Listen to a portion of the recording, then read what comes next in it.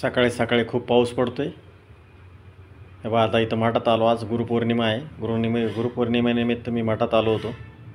इथं सगळीच शूटिंग दाखवते तुम्हाला सकाळचा. बघा इथं मंडप बांधला होता. आम्ही महाप्रसादाचा कार्यक्रम इथं होतो.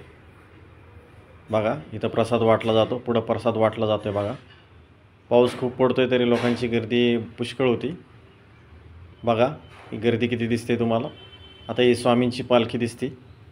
इथं सगळेजण खांदे देत आहेत स्वामींच्या पालखीला आणि श्री स्वामी समर्थ नावाचा घोष करीत आहेत.